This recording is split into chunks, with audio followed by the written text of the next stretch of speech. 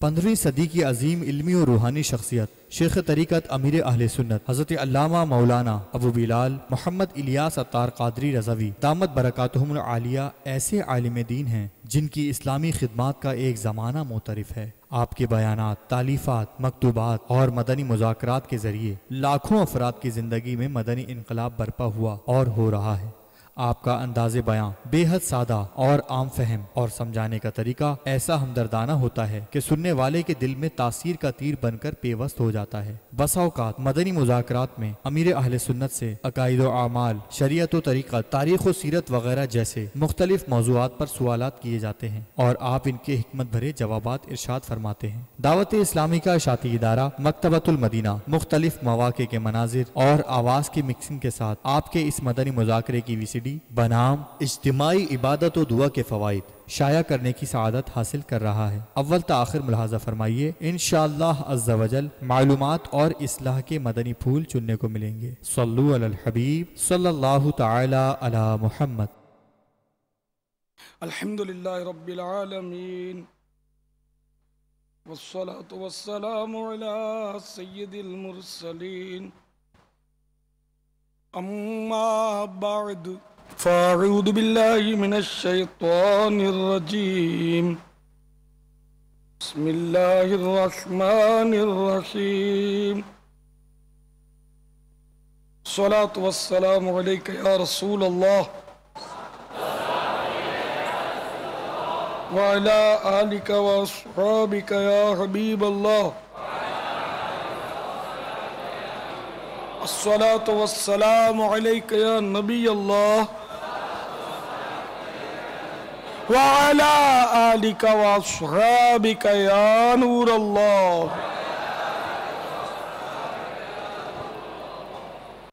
محمد عمران اختاری، السلام علیکم۔ امیر اہل سنت کی بارگاہ میں عرض ہے کہ مدنی مذاکرہ دیکھتے ہوئے اور مدنی چینل دیکھتے ہوئے کیا کیا نیتیں کرنی چاہیے؟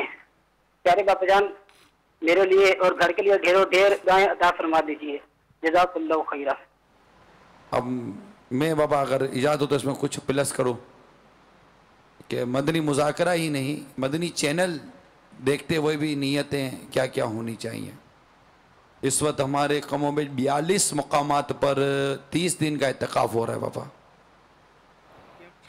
نگران کابینہ کا بھی SMS آیا تو کئی اسلامی بھائی اس پر معتکف ہیں مختلف مساجد میں، یہ بھی مدنی چینل کے ذریعے مدنی مذاکرے اور دیگر ہماری نشستیں میں شرکت کریں گے۔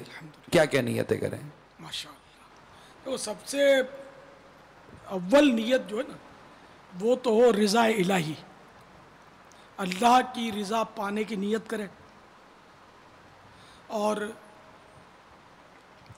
علم دین حاصل کروں گا یہ نیت کریں، مگر ہو سب کے سب نیت اللہ کی رضا کے لیے کہ علم دین بھی اللہ کی رضا کے لیے حاصل کروں گا، کیونکہ یہ نیت بھی ہو سکتی ہے کہ میں تھوڑا مدنی مذاکرے کے ذریعے مسائل سیکھوں گا اور ہماری مسجد کے امام کو سوالات پوچھ کے اس کو کنفیوز کروں گا، تو اب یہ نیت اچھی نہیں ہے، بری نیت ہے یہ۔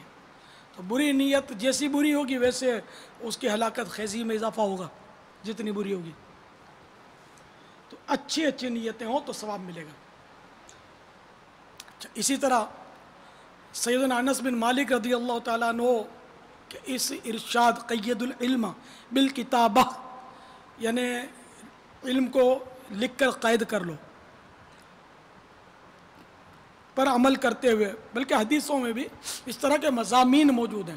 یہ ارشاد حدیث ہی ہے لیکن انس بن مالک رضی اللہ تعالیٰ عنہ کا مقول آئی ہے، ارشاد رسول اس الفاظ میں نے نہیں پڑھا، تو خیر تو اس حدیث پر، یہ حدیث تو کہلائے گی مگر صحابی کی حدیث ہے یہ، تو اس پر عمل کروں گا، تو علم کو لکھ لوں گا، تو اس میں پھر مزید نیت ہوں گی کہ تاکہ مجھے یاد رہے، تو عمل کرنا آسان ہو، دوسروں تک پہنچانا آسان ہو، تو جو بات اچھی طرح سمجھ لوں گا اس پر عمل کروں گا، اور جہاں جہاں ممکن ہوا دوسروں تک جو بات ممکن ہوئی اور مناسب ہوئی تو دوسروں تک پہنچاؤں گا، اپنے گھر والوں کو بھی اگر وہ بھی اس کے متحمل ہوئے تو بتاؤں گا۔ دیکھیں ہر بات ہر ایک کو نہیں بتائی جاتی، یہ مدنی پھول کے درمیان وضاحت کر رہا ہوں، یہاں بھی جو بات آپ سنیں نا تو ہر ایک کو بتانا اس میں رسک ہوتا ہے، کہ اگر وہ نہیں سمجھ پایا نا تو کہیں اس کو ریئیکشن ہوا تو مصیبت نہ ہو جائے کہ وہ کیا سمجھے گا. لوگوں کی نفسیات کے مطابق اگر بات نہیں ہوئی تو وہ کسی کو فتنے میں مبتلا کر سکتی ہے. تو گھر والوں کا ظرف ہو تو اس کے ظرف کے مطابق ان کو بتاؤں گا. لیکن دیکھو جب تک یقینی معلومات نہ ہونا کسی کو بتایا نہیں کریں. لکھنے سے یہ بھی فائدہ ہو جائے گا کہ آپ کو کچھ مزید کنفرمیشن کر سکیں گے آپ. اسی طرح مدنی مذاکرے میں جو بیٹھتے ہیں تو بیٹھنے میں یہ ہے کہ حق پڑوس ادا کروں گا. جو میرے قریب بیٹھا ہوگا اس کا حق ادا کروں گا. اس کے حق میں یہ کہ جیسے کہ اس کو اپنی آواز سے، اپنے انداز سے، اپنی کسی حرکت سے ایذا نہیں پہنچاؤں گا. جیسے کہ اب وہ بھیڑ ہے تو پھیل کے بیٹھ گئے، اس کو بیچارے کو سکیڑ دیا، دبا دیا، نہیں، بلکہ خود دب جائے بے شک لیکن اپنے مسلمان بھائی کو راحت پہنچائے. تو میں کسی کے لیے ایذا کا باعث نہیں بلکہ راحت کا سبب بنوں گا. جب صلو علی الحبیب کہا جائے گا تو درود شریف زور سے پڑھوں گا. اور زور سے پڑھنے میں یہ نیتیں پھر مزید بڑھ سکتی ہیں کہ اطراف کی چیزوں کو گواہ کروں گا، در و دیوار کو گواہ بناؤں گا، اور جس نے صلو علی الحبیب کہا اس کی دلجوئی کروں گا. یہ حقیقت ہے. آپ اگر زور سے کہیں صلو علی الحبیب اور ایک بھی صلی اللہ علی محمد نہ کہے آپ کھسیانے ہو جائیں گے، آپ شرمندے ہو جائیں گے نا، تو مزہ نہیں آئے گا کہ یار کسی نے لفٹ ہی نہیں کرائی اپنے کو، یار جواب ہی نہیں دیتے. پھر وسوسے آئیں گے، بالکل رکے خشک ہے، درست نہیں پڑھتے، ہزار بدگمانیاں شیطان دل میں ڈال دے گا. تو اگر یہ کہ آپ صلو علی الحبیب بولو اور سب زور سے بولیں گے صلی اللہ علی محمد، تو زور سے رپلائی دے کر، زور سے جواب دے کر یہ صلو علی الحبیب کہنے والے کا دل خوش کروں گا. جتنا ہو سکا میں تعظیم کی نیت سے، درس کے بیان کے دینی مسائل کی تعظیم کی نیت سے دو زانو، یعنی نماز میں جس طرح تحیات پڑھتے وقت بیٹھتے اس طرح بیٹھا کروں گا. پھر اگر تھک گیا تو ٹھیک ہے، جس طرح چاہوں گا بیٹھ لوں گا. لیکن پھر جب یاد آئے گا، تھکن اتر گئی، یاد آیا، موقع ہوا، پھر دو زانو ہو جاؤں گا. تو یہ بھی نیت کر لیا کریں. تو جتنا ادب کریں گے اتنا فائدہ ہوگا نا آپ کو. اہل سنت کا مذہب مہذب ہے. مہذب کے معنی یہی با ادب، تہذیب والا، با ادب. تو یہ ادب ہے کہ ہم دو زانو بیٹھیں، نگاہیں نیچی کر کے بیٹھیں، خشوع اور خضوع کے ساتھ سنیں، احترام کے ساتھ سنیں، توجہ کے ساتھ سنیں. بات چیت ٹیک لگانا یہ بھی نہیں. علم دین کی باتیں ہوں تو ٹیک لگانے کو تو بہت سخت اعلیٰ حضرت نے مذمت فرمائی ہے کہ جو واز ہو رہا ہو، بیان ہو رہا ہو، نہ ٹیک بالکل نہیں لگایا کرے. اس میں آپ کا نقصان بھی ہے، وہ سستی ہوتی ہے ٹیک لگانے سے، نیند چڑھتی ہے. اب مجھ سے جو محبت کرنے والے ہیں وہ تو مجھے دیکھتے نہیں ہیں. آپ تو جوان ہو، میں تو بوڑھا ہو گیا ہوں. کتنے گھنٹوں تک بیٹھا رہتا ہوں بغیر میرے پیچھے کوئی ٹیک نہیں ہے. آپ کو دیوار نظر آئی ہے میرے پیچھے؟ دیوار نہیں ہے. تو آپ ابھی سے بڈھے ہو گئے ہو جوانی میں. ہاں جو مجبور ہے وہ معذور ہے، جو بیٹھ ہی نہیں سکتا بیچارہ اس کی بات دوسری ہے. یا اللہ جو دو زانو بیٹھا میرا دل خوش کرنے کی نیت سے، اس کو ثواب عطا فرما، اس کی مغفرت فرما، بے حساب بخش دے، رمضان کی برکتوں سے اس کو مالا مال کر دے. اور ہر اس اسلامی بھائی کے حق میں بھی یہ دعا قبول کر لے کہ جو جب بھی بیانات ہوتے ہیں اور یہ دین کی سنتوں کی باتیں ہوتی ہیں ادب اور احترام کی نیت سے دو زانو بیٹھا کریں. کوشش کیا، میں بھی تھک جاتا ہوں، میں نے بہت کوشش کی کہ گھنٹہ 1.5 گھنٹہ 2 گھنٹے بھی بیٹھ کر کوشش کی، مجھے پھر بس گھس گئے، کل پرزے گھس گئے. تو اس لیے وہ بیٹھا نہیں جاتا زیادہ دیر دو زانو. آپ تو جوان ہو یار، ابھی سے بیٹھو گے نا تو عادت پڑ جائے گی. بعض بزرگوں کے تو یہ بھی پڑھے ہیں میں نے کہ وہ اکیلے میں بھی دو زانو بیٹھتے تھے. کہ کیا عوام کے سامنے ہی ہوں گے تو اللہ دیکھ رہا ہے؟ اللہ تعالیٰ تو جہاں بھی ہوں ہر حال میں ہمیں دیکھ رہا ہے. تو ہر جگہ بادب خشوع اور خضوع، دو زانو، نگاہیں نیچی، اکیلے میں بھی نگاہیں نیچی. ہم سے تو ہو ہی نہیں سکتا، ہو ہی نہیں پاتا کچھ. ہر وقت خشوع، اللہ دیکھ رہا، اللہ دیکھ رہا، اللہ دیکھ رہا، اللہ دیکھ رہا ہے. خوف یہ انہی کا حصہ تھا جو لے گئے، مزاروں میں چلے گئے. اب کہیں ہو غاروں میں تو پتہ نہیں ہے، اللہ بہتر جانے. اللہ ان کا صدقہ ہم گفتار کے غازیوں کو بھی عطا کر دے. گفتار کا غازی اور کردار کا غازی، یہ بھی محاورے ہیں. کردار کا غازی اس کو بولتے جو باعمل ہو، اور گفتار یعنی بات چیت. گفتار کا غازی وہ جو خالی باتیں بناتا ہو. جیسے کہ گفتار کا غازی دیکھنا تو مجھے دیکھ لو، کردار کا غازی اب کہاں سے لاؤں آپ کو دکھانے کے لیے، آپ بن جاؤ. تو احترام کا ادب کا ثواب ملتا ہے، اور بعض لوگ صرف ادب کی وجہ سے بخشے جاتے ہیں. جیسے کہ وہ شاید فوائد الفواد شریف میں یا اسی طرح چشتیہ سلسلے کے بزرگوں کے، وہ اس میں میں نے پڑھا تھا ملفوظات میں کہ ایک حاکم میننگ گورنر کے انتقال کے بعد کسی نے اس کو خواب میں دیکھا، پوچھا کیسے گزری. اس نے کہا میں تو بہت گناہ گار تھا، بہت گناہ کیے میں نے، مگر بس وہ ایک بات میرے پاس ہو گئی. ہوا یوں کہ ایک بار میں اپنے تخت پر بیٹھا ہوا تھا کہ پڑوس میں سے تلاوت قرآن کی آواز آنے لگی. اس نے کہا کہ میں بہت گناہ گار تھا، لیکن ایک عمل کام آ گیا. کون سا؟ بولا ہوا یوں کہ میں تخت میں اپنے بنگلے میں، اپنے ولا میں یا محل میں تخت پر بیٹھا تھا، تو مجھے پڑوس میں سے تلاوت قرآن کی آواز آنے لگی. میں ایک دم اپنے تخت سے اتر آیا ادباً احتراماً کہ میں ویسے گناہ گار ہوں، میرے رب کا کلام پڑھا جا رہا ہے اور میں تخت پہ چڑھ کے بیٹھا ہوا ہوں. میں ایک دم نیچے فرش پر آ گیا اور احترام کے ساتھ 2 زانو بیٹھ گیا. جس طرح نماز میں التحیات پڑھنے کے لیے اپنے بیٹھتے ہیں نا، اس کو 2 زانو بیٹھنا بولتے ہیں. تو میں 2 زانو بیٹھ کر کان لگا کر اللہ کا پاک کلام سننے لگا. بس وہ احترام جو تھا میرا، وہ اللہ کی بارگاہ میں قبول ہو گیا، وہ ادب مقبول ہوا، اور اسی ادب کی وجہ سے میری مغفرت ہو گئی. کیا پتا کہ ہم یہ مدنی مذاکرہ یا اپنے مدنی حلقے میں یا سنتوں بھرے حلقے یا مدنی سنتوں بھرے بیانات سننے کے لیے بیٹھیں اور 2 زانو ادب کے ساتھ بیٹھیں، اور اللہ کو ہماری یہ ادب پسند آ جائے، ہمارا ادب پسند آ جائے، ہماری بخشش کا نجات کا سبب بن جائے. تو اس لیے کوشش کیا کریں. نعت شریف پڑھی جا رہی ہے، تلاوت ہو رہی ہے، اذان کا جواب آپ دینے لگیں تو یاد آئے کہ اذان کا جواب ہو رہا ہے، وہ 2 زانو بیٹھ گئے. چاہے کھانے کے بعد دعا پڑھائی جا رہی ہے، 2 زانو ہو گئے، دعا پڑھائی جا رہی ہے.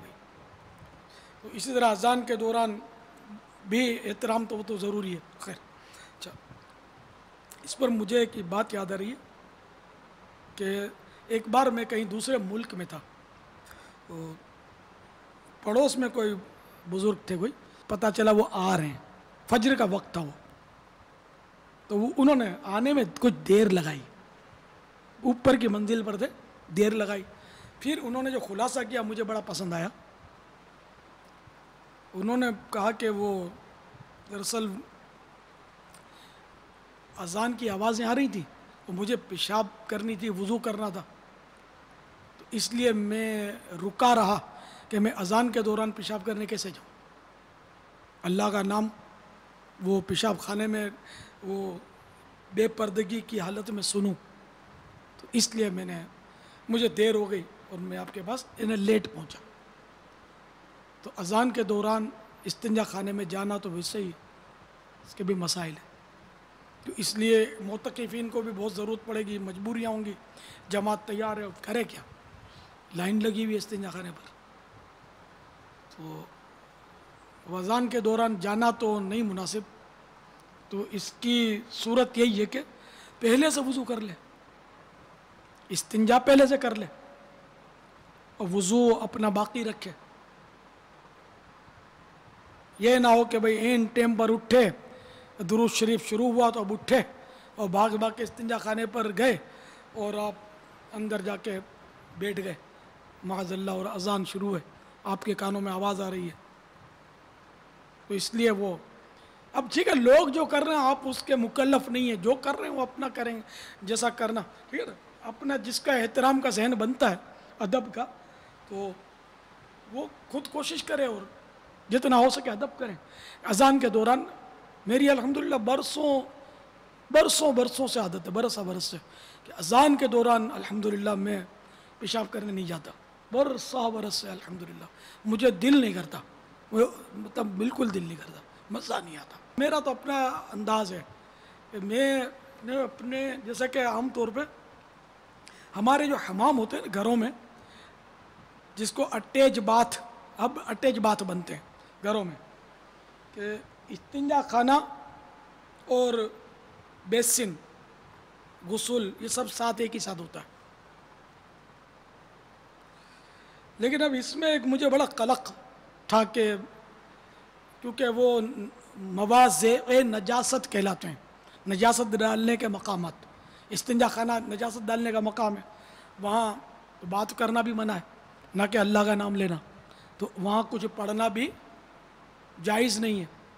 पेशाब, जहाँ गंदगी है, पेशाब खाना है, और जो मतलब ये नजासत डालने के मकामात हैं, वहाँ पढ़ नहीं सकते कुछ, ठीक है ना।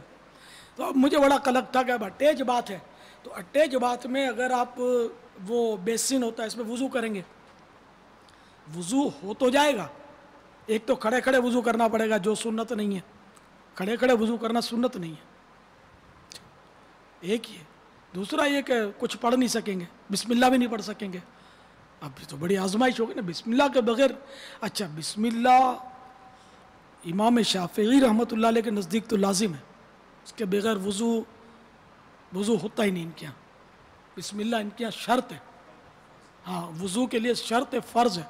अगर ये हमारे मदनी चैनल के नाज़रीन शाफिई हैं तो उनके लिए तो बड़ा मसला होता होगा, क्योंकि इस्तिंजा खाने के साथ जो बिल्कुल अटैच बेसिन बना हुआ है, हमारे यहाँ वज़ू वहीं करते हैं लोग, वो गंदे गंदे चप्पल पहनकर छींटे खूब उड़ाते हैं गंदगियों के।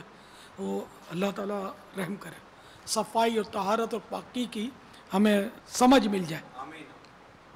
तो बिस्मिल्लाह वहाँ पढ़ नहीं सकते, बिस्मिल्लाह पढ़ेंगे तो जायज़ नहीं है। अच्छा, अब शाफियों के नज़दीक तो फ़र्ज़ है, हमारे नज़दीक फ़र्ज़ नहीं है, लेकिन हमारे यहाँ मुस्तहब है, सवाब का काम है। लेकिन अगर बिस्मिल्लाह नहीं पढ़ेंगे ना तो इसका नुकसान ये होगा, अब जैसे कि बग़ैर बिस्मिल्लाह के वज़ू करेंगे, वज़ू हो तो जाएगा, लेकिन जो आज़ा धुले इनके गुनाह झड़ेंगे, और बिस्मिल्लाह पढ़कर वज़ू करेंगे तो सारे बदन के गुनाह झड़ जाएंगे। ये एक फ़ायदा रुक जाएगा, एक फ़ायदा ये भी रुक जाएगा। ये ही फ़ायदा ये नहीं कहता, ये भी फ़ायदा है। अब ये कि मुझे बड़ा कलक होता था, अब वो दुरूद शरीफ हर उज़्व धोते हुए दुरूद पाक भी पढ़ना है, ये भी दुआएं हैं, इसकी दुआएं तो अपने को याद रहती नहीं है। अफजल ये कि दुरूद शरीफ पढ़े। अच्छा, या कादिरो भी पढ़ना होता है, हर उज़्व धोते वक्त या कादिरो पढ़ने से ये फ़ायदा होता है, अल्लाह का जिक्र है, या कादिरो या कादिरो। तो मेरी आदत है या कादिरो पढ़ता हूँ और दुरूद शरीफ पढ़ता हूँ हर उज़्व धोते हुए, अल्हम्दुलिल्लाह पुरानी आदतें हैं। तो ये या कादिरो पढ़ने का फ़ायदा ये होगा कि कोई इग़वा नहीं कर सकेगा। नहीं, आजकल तावान के लिए उठा जाते हैं, तो ये न जिन इग़वा कर सकेगा, न किडनैप नहीं कर सकेगा कोई, जो या कादिरो पढ़ता रहे। तो जो लोग जिनको ख़तरा होता है, जो टारगेट पे होते हैं, यानी कि गन पॉइंट पे होते हैं, या जिनको बेचारे जो मतलब ऐसे लोग होते हैं कि जिनके बच्चों को लोग उठा जाते हैं, फिर वो पैसे मांगते हैं, तो इन लोगों को चाहिए कि वो हर वज़ू होते वक्त या कादिरो पढ़ते रहें वज़ू में, तो इंशाअल्लाह इग़वा कोई नहीं कर सकेगा, ये सिक्योरिटी इंशाअल्लाह मिलेगी, वो तहफ़्फ़ुज़ हासिल होगा इंशाअल्लाह। तो अब ये कि अटैच बात, तो बेसिन पर तो वज़ू करने की वजह आदत नहीं है, लेकिन अब किसी के घर जाएं, यहाँ नहीं तो दूसरे मुल्कों में तो जाना पड़ता है, तो ज़ाहिर है कि वो जहाँ किसी के अगर मेहमान हुए तो उसने कौन सा अपने को वज़ू खाना ला के देना है, उसने तो वहीं खड़ा कर देना है कि भाई पेशाब करो और ये खड़े हो जाओ, शराफत से वज़ू बनाओ। यस सर, अपने क्या कर सकते हैं। जहन तो आपको पता है कि बहुत बड़ा बंगला बना हुआ होता है, बहुत बड़ा आलीशान बंगला नहीं है तो वज़ू खाना नहीं है। हाँ, एसी भी है, हर कमरे में एसी मिलेगा आपको, और इनके इंजॉय के लिए शोपीस रखने के लिए बड़े बड़े वो शो केस इनके घरों में मिलेंगे, और फवारे लगाते हैं घरों में, और पत्थर तरह तरह के और बाग बगीचे बनाते हैं। इनके पास पैसे ज़्यादा होते हैं, खूबसूरत, तो ये सब बनाते हैं। नहीं बनाते तो 2 فٹ کی جگہ پر وضو خانہ نہیں بناتے بیچارے, بلکہ ذہن نہیں ہے. باتھ روم میں بابا استنجا کے بھی کوئی 2-3 قسم کے آئٹم الگ الگ اب آ ہاں یہ گئے, وہ الگ الگ بنائیں گے اپنی, تو مطلب وہ کموڈ بھی بناتے ہیں. کموڈ کے ساتھ ایک اور ہے اس کے بعد یہ عجیب و غریب, اپنے خالی دیکھے تو سمجھ پڑے نہیں کہ کیا ہے کیا نہیں ہے, 2-3 قسم کے ہیں. صحیح فرما رہے, وضو خانہ نہیں بنا. WC الگ, کموڈ الگ, دوسرا کموڈ الگ. پھر وہ بعض اوقات وہ غسل کے لیے ٹب لگاتے ہیں. اب باتھ ٹب الگ ہے, ہاں ٹب لگاتے ہیں, وہ پتہ نہیں کیا کیا اس میں وہ ان کی یعنی کہ پنکھا لگاتے ہیں. باتھ ٹب ٹی وی والا یہ میں نے دیکھا بابا, باتھ ٹب میں ٹی وی لگا ہوا ہے, بتایا کس یہ ٹی وی لگا ہوا ہے. میں دیکھتا ہی رہ گیا کہ یہ ٹائم ہے, کہوں گے قافلے کے لیے ٹائم نہیں ہے, باقی باتھ ٹب میں بیٹھ کے ٹی وی دیکھنے کا ٹائم ہے. دیکھتا ہی رہ گیا, یہ محورہ ہے. یہ ٹی وی آن دیکھتے ہی رہ گیا, یہ مراد نہیں ہے. نہیں جی صحیح کہہ رہے آپ. ہاں کسی کو مطلب وہ بدگمانی نہ ہو جائے تو لیکن ٹی وی بند کر آف ہی ہوگا اندر. اب اسکرین دکھائے مجھے اس نے کہ یہ باتھ ٹب میں لگی ہوئی ہے. اس میں ہوتی ہے, کیچن میں ہوتا ہے, سب ہے بابا. ٹی وی وضو خانہ نہیں ہے, وضو خانہ نہیں ہے, سب کچھ ہے. حالانکہ افضل یہ کہ نماز کے لیے کوئی جگہ, نوافل کے لیے کوئی جگہ مخصوص کر لے, اس کو کچھ چبوترے کی طرح بلند کر لے, یہ بھی مستحب ہے, جس کو مسجد بیت کہتے ہیں. عورت اپنے لیے کر لے تو اس پر اعتکاف بھی کر سکے گی. تو لیکن اب کہاں یار, یہ نماز کے لیے جگہ بنانا اور چبوترا بلند کرنا یہ تو ظاہر بہت ہی دشوار ترین کام ہے. وضو خانہ جس کی تو ضرورت بہت زیادہ ہے, یہ بھی نہیں ہے. حالانکہ اسلامی بہنیں چلو بندہ مسجد میں کرے گا, بندی کہاں جائے گی, تو گھر پہ بھی جاری کرے گی. تو ایک وضو خانہ تیار ہونا چاہیے. وضو خانہ دیکھو آپ کو بنانا ہونا تو یہ نماز کے احکام میں ایک وضو کا رسالہ ہے, گناہ دھونے کا نسخہ. اس کے آخر میں وضو کا نقشہ, اس کے مطابق آپ مکتبۃ المدینہ سے رجوع کریں گے تو وہ انشاءاللہ وہ رسالہ آپ کو دے دیں گے, وضو کا طریقہ. تو اس میں اللہ کرے گا تو بنا ہوا ہوگا نقشہ, اس کے مطابق بناؤ گے تو فائدہ ہوگا انشاءاللہ. وضو خانہ بنانا ہے تو ذرا وہ اس کا سسٹمیٹک بنائیں. وہ آپ کی ایک اور حکمت عملی وضو خانے کے حوالے سے یہ دیکھیے کہ جہاں پر پانی گرتا ہے اس کو آپ نے سفید رکھا ہوا, یعنی وہ وائٹ ہو. اگر دانتوں میں خون آ جائے تو وہ سفید ہوگا نا, تو ہم اس پہ تھوکیں گے مسواک کے بعد تو نظر آ جائے گا خون. یہ حکمت. تو سفید ٹائلیں اس پر, اگر ٹائلیں لگانی ہے تو سفید لگائی جائیں. اور اس کا جو کنارہ جو نا جہاں پاؤں رکھیں گے وہ یعنی کہ پلیٹ فارم جس کو بولتے ہیں, پلیٹ فارم کا کنارہ یہ تھوڑا 4 انگل اوپر اور 2 انگل نیچے کی طرف, سلوپ کی طرف 2 انگل. یہ سیمنٹ آپ اس کو پالش نہ کریں, سادی سیمنٹ سے اس کو کھردرا, بس پالش نہ کریں. اس سے فائدہ یہ ہوگا سردیوں میں خاص کر پاؤں میں میل جم جاتا ہے, تو وہ رگڑائی میں پاؤں آپ کا مزے کا صاف ہو جائے گا. تو یہ نقشہ ماشاءاللہ وضو کا طریقہ حنفی, اس میں نقشہ موجود ہے. مدنی چینل کے ناظرین بھی دیکھ لو, یہ ہے وضو کا طریقہ, یہ رسالہ, اور اس کے پیچھے یہ وضو خانے کے 2 نقشے دیے ہوئے. اگر آپ کا جو معمار یا جس کو مستری بولتے ہیں, آپ تو کیا بولتے ہوں گے, کانٹریکٹر یا کیا بولتے ہوں گے, بلڈر. بابا یہ بلڈر تو اپنی لیکن یہ بنانے والا مستری کہلاتا ہے. مستری تو مستری عموماً پلمبر کو بھی دیتے ہیں یہ کام. ہاں یہ سمجھدار ہوگا نا, مگر سیمنٹ کا کام پلمبر نہیں کرتے, ہاں وہ اپنا آدمی لاتے ہیں پھر سیمنٹ کا. جی ہاں. تو یہ اگر سمجھ لے اور آپ کی نگرانی میں بنے گا تو آپ کو بہت سہولت ہوئی ہے, ورنہ خالی سر ہلا دے گا تو پھر آپ روتے رہیں گے. اس کی ہدایات کے مطابق اس کو بولو گے دیکھو یہ لکھا ہے, یہ بولے نہیں, بولے گا ایک قطرہ نہیں رکے گا, میں بنا دوں. بولا نہیں, یہ جو لکھا ہے ایسا بناؤ. آپ ان کو یوں بولو گے نا تو انشاءاللہ امید ہے کہ کام صحیح بنے گا. لال پیسٹ سے بھی ایسا ہوتا ہے نہیں, لال پیسٹ میں خون نظر آ جائے گا. اس کی وجہ کہ لال, اس میں اصل یہ ٹوتھ پیسٹ کا پوچھ رہے ہیں, لال پیسٹ میں اگر ٹوتھ پیسٹ لال ہوتی ہے جو میں خون نظر نہیں آئے گا، میں نے کہا خون نظر آ جائے گا، اس کی وجہ ہے اصل دنیا کا نظام چلتا ہے نفسیات پر. آپ نے جس کو تجربہ ہوگا کہ ٹوتھ پیسٹ میں جھاگ بہت بنتے ہیں. اچھا صابن رنگین ہوتے ہیں نا، ایک سے ایک ٹیکنیکل اور صابن ہوتے ہیں، جھاگ کسی کا بھی رنگین نہیں ہوتا، سب کا سفید ہوتا ہے. تو اسی طرح یار لوگوں نے ٹوتھ پیسٹ میں بھی جھاگ بنا دیا. اچھا اب ہم لوگ کیا کرتے ہیں، جیسے کہ وہ جھاگ ہوتا ہے نا تو عام آدمی کو نفسیاتی اثر ہوتا ہے کہ یار جھاگ بہت دیتا ہے، یار یہ ٹوتھ پیسٹ جو جھاگ بہت دیتی ہے، بہت بہت اعلیٰ قسم کی ٹوتھ پیسٹ ہے، بڑی صفائی کرتی ہوگی. حالانکہ اس جھاگ ٹوتھ پیسٹ کی جھاگ کا صفائی سے دور دور کا کوئی تعلق نہیں ہے، یہ خالی نفسیاتی اثر ہے. بندے کو مزہ آتا ہے، وہ جھاگ وہ جھاگ جھاگ سب گر رہا ہے، وہ لگا ہوا ہے، اسی کے جلووں میں گھومے جھاگ کے. تو یہ ایک مطلب طرح کا کوئی پاؤڈر یا کیمیکل ڈالتے ہیں لوگ جس سے جھاگ بنے، ورنہ صفائی والی چیزیں دوسری ہوتی ہیں. اب جیسے کہ خوشبو ڈالتے ہیں تو خوشبو سے کوئی صفائیاں تھوڑی ہوتی ہیں. مسوڑے کا ناس کرے تو الگ بات ہے، خوشبو تو وہ کیمیکلز ہوتے ہیں تو خوشبو تو نقصان کرے گی مسوڑے کو. تو یہ ٹوتھ پیسٹ اور یہ برش تو ہیں، صحیح بات ہے کہ وہ اگر تھوڑا بہت فائدہ بھی کرتے ہیں تو کچھ نقصان بھی کرتے ہیں، اس کے نقصانات ہیں. اور برش میں تہ جم جاتی ہے جراثیم کی جو دھلتی نہیں ہے. تو سب سے اچھا برش وہ جو ہم کو مدینے والے نے دیا، مسواک. الحمدللہ کائنات کا سب سے بہترین، اس کو برش بھی کائے کو بولیں، یہ برش تو مسواک کی نقالی ہے. نقل کو عقل چاہیے، ابھی تک عقل آئی نہیں نقالی کرنے والوں کو.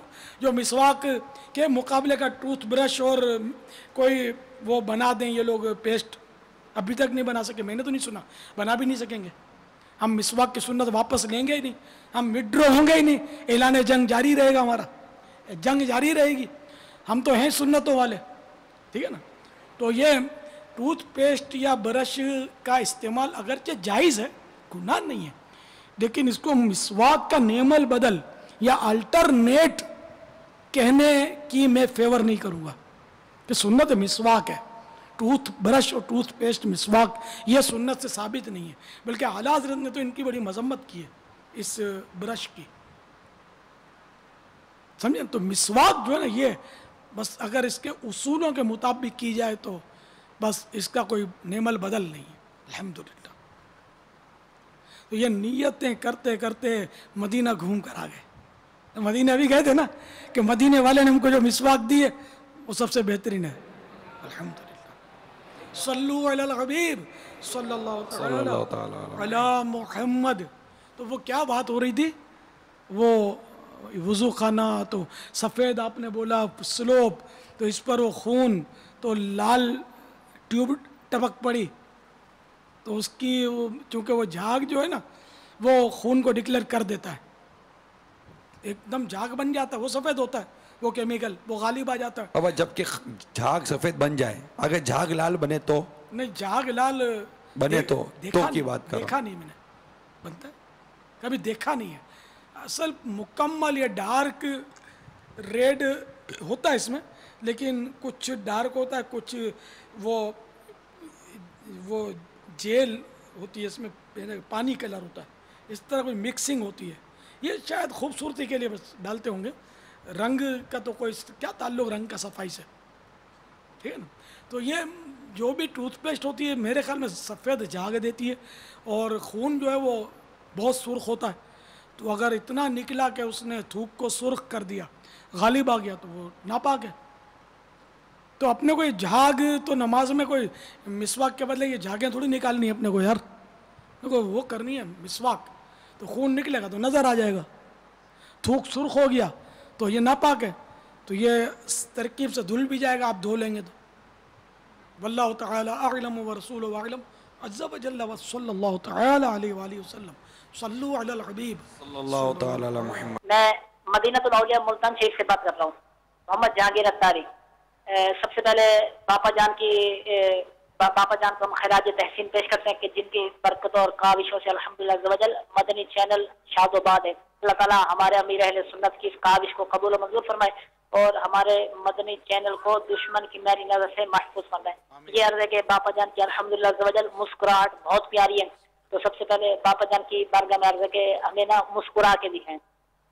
سبحان اللہ، اللہ تعالیٰ آپ کو مزید برکت عطا فرمائے. حضور میرا سوال یہ ہے کہ اگر کوئی عشاء کی نماز جماعت کے ساتھ نہ پڑھے تو کیا وہ وتر جماعت کے ساتھ پڑھ سکتا ہے؟ جزاک اللہ خیر. اللہ تعالیٰ آپ کو مزید برکت عطا فرمائے اور دشمن کی مینی نظر سے آپ کی حفاظت فرمائے. آمین. دونوں قول ہیں اس میں، لیکن ہمارے یہاں یہی قول لیا گیا ہے کہ جس کو عشاء کی نماز نہ ملے جماعت تو وہ وتر با جماعت نہ پڑھے، اپنی الگ سے پڑھے. بالفرض اگر کسی نے پڑھ لی وتر جماعت سے تب بھی ہو گئی، گناہ گار نہیں ہوگا، لیکن الگ سے پڑھے. یہ مسئلہ ان دنوں بہت چلتا ہے. حالانکہ جماعت سے وتر پڑھنا بھی واجب نہیں ہے. دونوں ہی قول مضبوط ہیں. فتح رضویہ میں لکھا ہے کہ بغیر جماعت کے بھی قول مضبوط ہے اور جماعت سے بھی قول مضبوط ہے، جس پر چاہے عمل کرے. لیکن ہمارے یہاں مروج یہی ہے کہ وتر با جماعت ہوتی ہے تو اچھا پڑھ لے، اچھی بات ہے. جماعت میں ویسے دوسری اس کی ضمنی برکتیں حاصل ہو جائیں تو الگ بات ہے کہ جس طرح عبادت اجتماعی زیادہ قبول ہوتی ہے. یہ مدنی پھول ہے، یہ لکھ لو کہ عبادت زیادہ، جو اجتماعی عبادت ہوتی ہے نا یہ زیادہ قبول ہوتی ہے، اس طرح اجتماعی دعا بھی زیادہ قبول ہوتی ہے.